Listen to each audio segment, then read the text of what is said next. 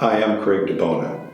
During my career in the film industry, which spans 40 years, I worked on some of the most iconic films of our time. One of the films was Godfather 3.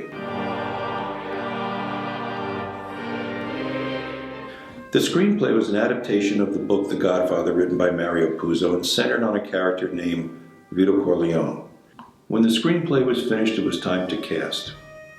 He wanted Marlon Brando to play the role. The studio wasn't really keen on the idea because they had all but promised the role to Anthony Quinn.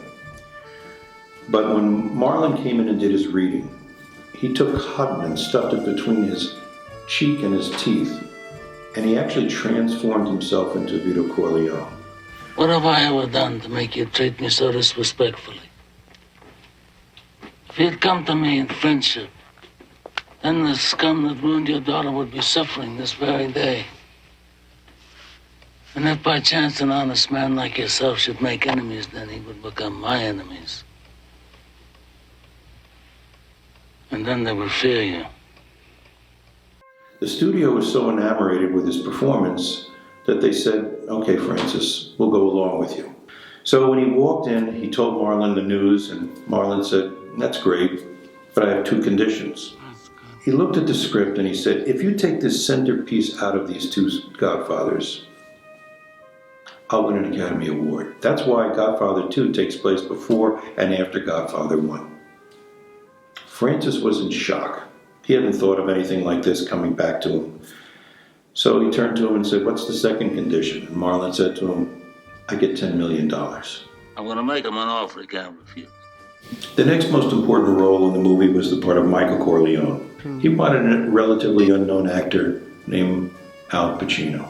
Luca Brasi held a revolver against Hallie's head, and my father told Hallie that either his signature or his brains would be on the contract.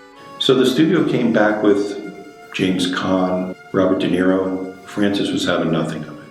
He dug his heels in, and Al got the role. Luca Brasi held a gun to his head, and my father assured him that either his brains or his signature would be on the contract.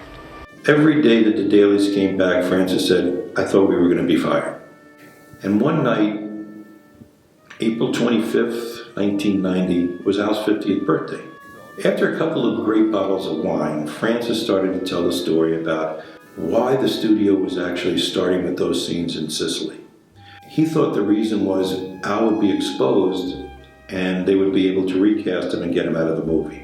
And Francis says to Al, "Here's what's going to happen in this scene. First, you'll be giving cookies to these old Italian women and speaking to them in Italian." Al says, "I don't speak Italian." He says, "It's all right. There'll be music and you'll be giving them cookies and you'll be moving your mouth." He says, "Then I'm going to have you waltz with Apollonia." He says, "Francis, I don't waltz." He says, "That's all right. You'll move your feet. There'll be music. It'll be fine. And then you both will get in the car and you'll drive off." He goes, "Francis, I don't drive." Francis said to me, I thought to myself, what have I done to myself? There's a scene which is in Godfather 2 where Robert De Niro is ready to kill this guy and he wraps a towel around his hand. And the guy is in a hallway and he taps on this light and it flickers. He taps on it again until the light finally comes on. The first comments the studio had was that the actor's eyes were not bright enough. Gordon Willis, probably the greatest director of photography of all time, who I worked with for many years, had developed a bay light to give people what we call in the business raccoon eyes, to make them look sinister. It was a choice, not a mistake. Have a party, folks! 20 years later, we're shooting Godfather 3 in Rome.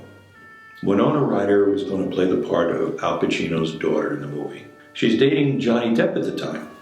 And Johnny Depp says to her, "Listen, I want you to come back to America and shoot Edward Scissorhands with me." She says, "No, I'm going to do this movie here. I'm contracted." He says, "If you don't leave with me, I'm leaving you." He gets on a plane and leaves. She has a nervous breakdown. I'm sitting on the camera one day and the doctor comes out to the set and says to Francis, "You got to let her go." 2 days later, Sophia, Francis's daughter, comes to Rome. And I'm sitting about 5 feet away and I hear Francis say, "Go into the wardrobe department have the wardrobe ladies give you some falsies and try on Winona's costume. Who's your father?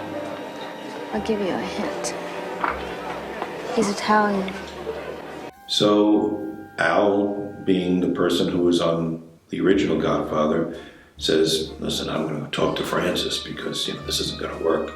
And he goes to him and he says, this is a Godfather, Francis. He goes, maybe we should make a change. Francis takes about a second and looks at him and says, are you directing this movie? Al goes, no, buddy. He goes, then shut the fuck up. Francis was sitting next to the camera, which he always did, had a monitor in his lap so he could see the frame, but he liked to look at the actors live. That for him it was kind of a home movie. If you look at Godfather 1, there's a christening scene in it. That little baby is actually his daughter Sophia. And he says, I get to see Sophia as a little baby, and then I get to see her grown up. I'll always have that.